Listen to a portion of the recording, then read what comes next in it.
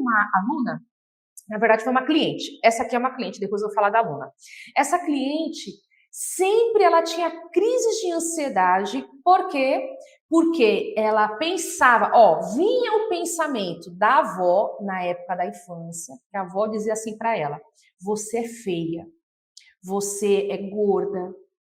A avó era uma senhora muito comprometida emocionalmente, viu, meninas? Então, essa avó vivia falando essas coisas absurdas com uma criança de 6 anos de idade. Então, a avó dizia que ela era feia, que ela era gorda, que ela tinha uma orelha muito grande, que a mãe era bonita, ela era feia, que o irmão era bonito, mas ela era feia. Isso, essa dor emocional de ouvir essas críticas e comparações com o irmão e com a mãe, gerou nessa menina um trauma. Lembrando que trauma são dores emocionais que eu não consigo resolver. E aí se forma em um trauma, tá? Então, essa mulher, ela teve um trauma. Qual foi o trauma? De não... Já que a avó me dizia que eu era feia, feia, feia, feia, que todo mundo era mais bonito do que eu, e minha mãe não me defendia, o que acontece?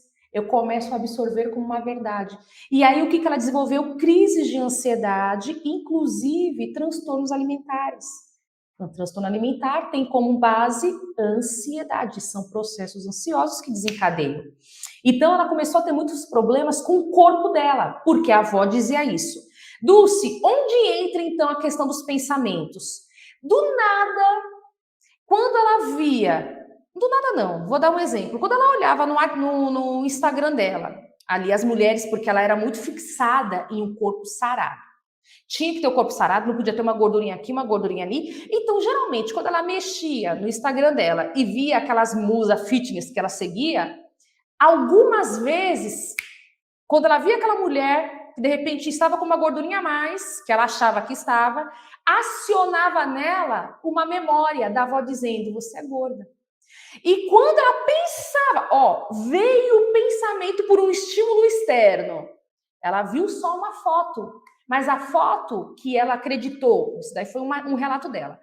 Aquela musa parecia estar um pouquinho gordinha acima do peso. Quando ela olhou aquilo, ela se espantou de um jeito, acionou um trauma que veio em pensamento, trouxe ali um pensamento. Qual pensamento? A avó falando que ela era gorda.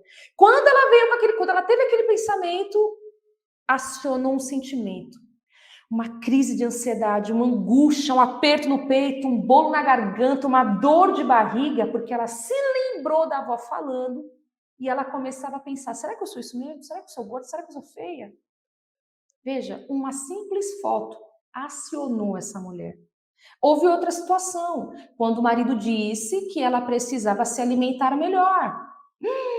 Foi o fim. Quando ele falou aquilo, ela olhou e falou, você está falando que eu sou gorda? Porque logo ela já pensou na avó que chamava ela de gorda, meu marido está me chamando de gorda.